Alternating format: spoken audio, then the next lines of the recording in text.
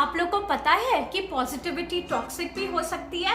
नमस्ते, मैं हूँ Upasana Nagar and welcome back to my channel. तो इस वीडियो में हम इसी चीज के बारे में बात करने वाले हैं विद सर्टेन फैक्ट्स एंड मेरी प्यारी प्यारी कहानियां। So without further ado, let's get into the video.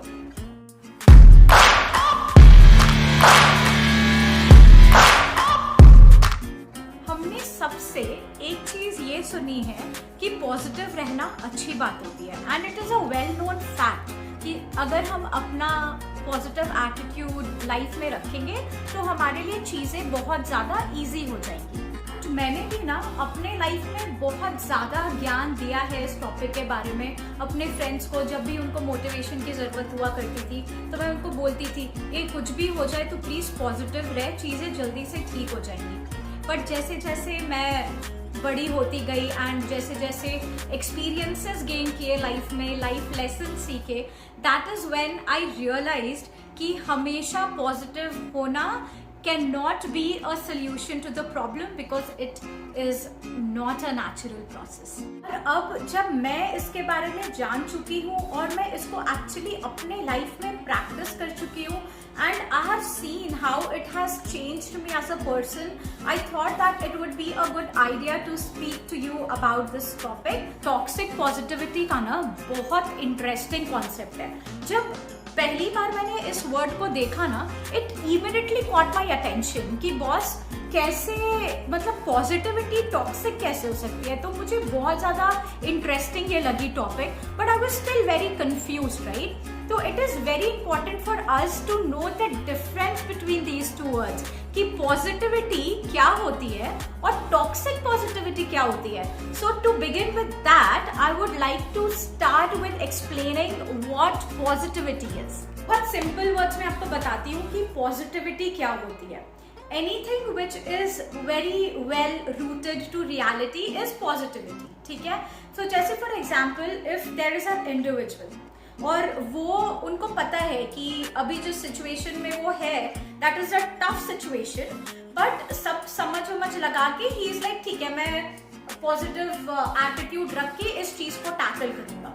So that is known as positivity, which is considered to be very healthy and helpful as well. इसका बिल्कुल opposite होता है toxic positivity.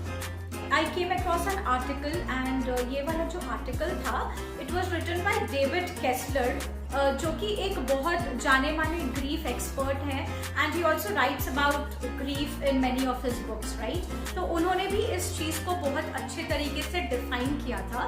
तो वो कहते हैं जो भी चीज रियलिटी को डिनाई करती हो, ठीक है, उस चीज को बोलते हैं टॉक्सिक पॉजिटिविटी।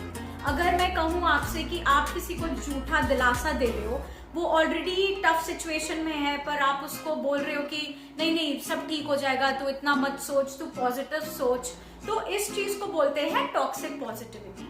एंड हमारा कोई इंटेंशन बुरा नहीं होता जब हम लोगों को ये चीज बोलते हैं कि तू ठीक हो जाएगा, तू अच्छा सोच, पॉजिटिव सोच, we have good intentions. But unknowingly क्या होता है ना कि हम सामने वाले की फीलिंग्स को इनवैलिडेट कर देते हैं बिल्कुल।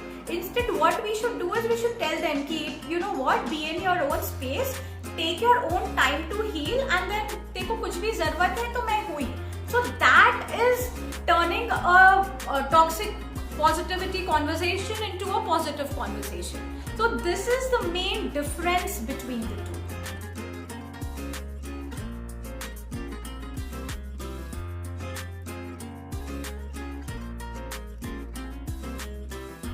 तो मेरे पास एक बहुत अच्छा एग्जाम्पल है इस चीज को और बेटर एक्सप्लेन करने के लिए।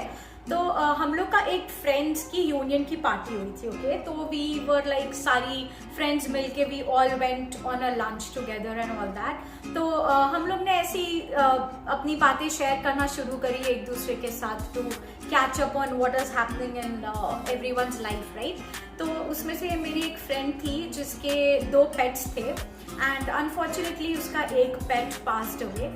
तो उसने हम लोग से शेयर की ये चीज़। तो मेरे को तो ऐसे सिचुएशंस में आई रियली डोंट अंडरस्टैंड कि मैं सामने वाले को क्या बोलूँ, so I prefer just keeping quite.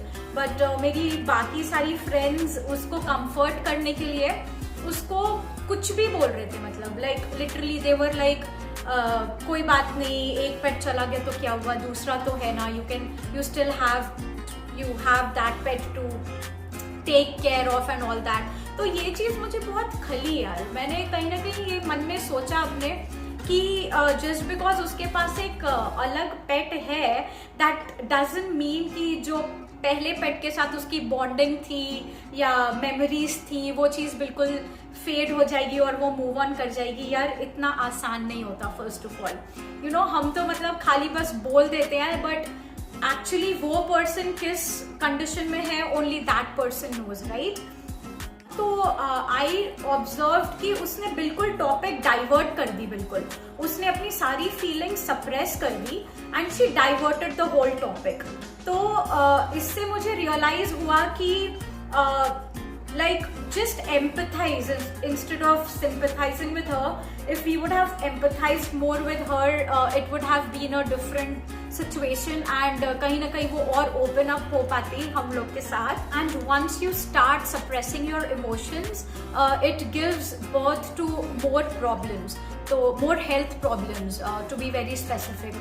और लॉरा गैलाहर ने भी अपने एक आर्टिकल में ये चीज़ बोली थी कि suppressed emotions leads to more intense anxiety and depression which in turn manifests to physical illnesses. तो अब आप कनेक्शन बना पा रहे होगे कि एक टॉक्सिक पॉजिटिविटी से चीज़ें कितनी ज़्यादा एक्सट्रीम हो सकती हैं। Fun part begins now, my story. तो प्लीज़ पूरी सुनना because it's really a very interesting one. And मैं ये भी बताने वाली हूँ कि how I changed myself once I stopped doing toxic positivity. ठीक है, तो 27 ईयर्स इंडिया में रहने के बाद मैं कनाडा आ गई after I got married. So there are two sides of the story. एक तो बहुत ज़्यादा ब्राइट साइड है जो मैं आपके साथ शेयर करूंगी, एंड देन वन इज थोड़ी सी not so good kind of a story जो मैं आपके साथ शेयर करूंगी। तो ब्राइटर साइड क्या है? ब्राइटर साइड इज लाइक जब आप कोई भी दूसरी कंट्री में जाते हो, it's all together a very different experience. You have to adapt to a new culture and बहुत सारी चीज़ें होती है जब आप एक नए कंट्री में आते हो। You leave behind your own country and then to settle in some other place.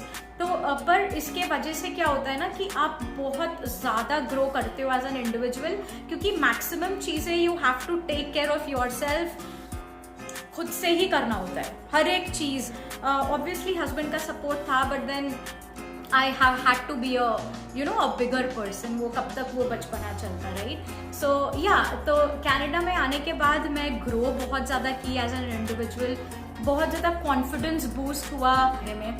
But एक साइड और भी था, मैं बहुत ज़्यादा अपने कंट्री को मिस करती थी। मैं बहुत ज़्यादा इंडिया मिस करती थी, अपने पेरेंट्स को, अपने फ्रेंड्स को, Amazon, Myntra, all that, like खाना, oh my god, मतलब बहुत ज़्यादा मिस करती थी मैं।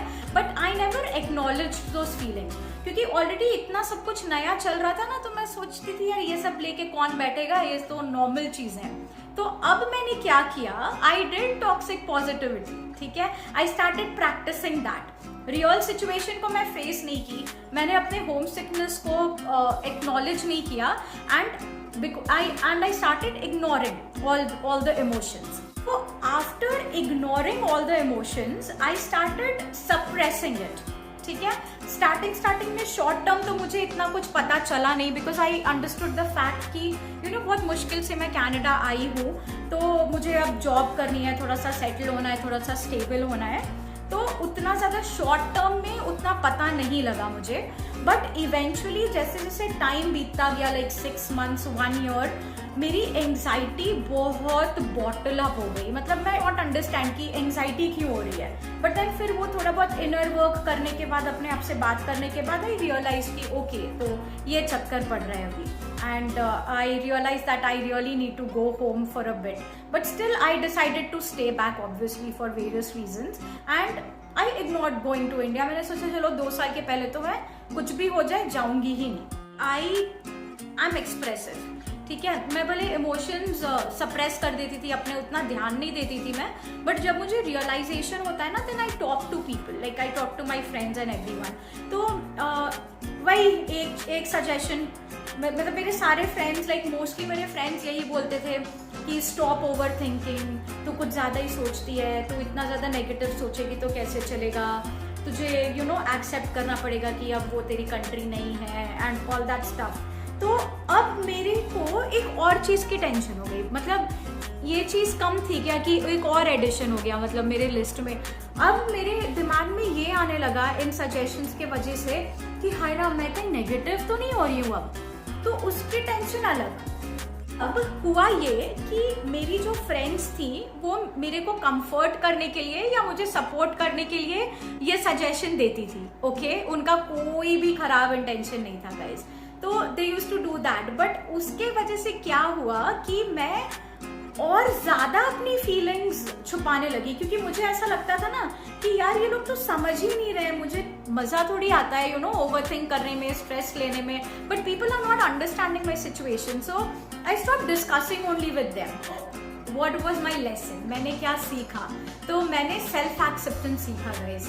मैंने ये देखा, मैंने उस चीज़ की पावर देखी कि अगर मैं अपने आप से ट्रूथफुल हूँ तो चीज़ें कितनी ज़्यादा आसान हो सकती है। If I am embracing all my feelings, all my negative emotions या पॉजिटिव इमोशंस एंड बहुत ज़्यादा कॉन्शियस डिसीजंस लूँ मैं, तो चीज़ें बहुत ज़्यादा ईजी हो जाती हैं। अगर आपको लगता है कि मेरे कंटेंट में जान है तो प्लीज़ मुझे लाइक, शेयर, सब्सक्राइब करिए, वो बटन, बेल बटन ज़रूर क्लिक करिए, ऑल नोटिफिकेशन सेलेक्ट करिए, ताकि आपको सारी खबरें मिलती रहें कि मैं अपना नेक्स्ट वीडियो कब अपलोड कर रही हूँ। Till then, keep loving yourself, keep taking care of yourself and the world, and that's it. See you in the next video. Bye.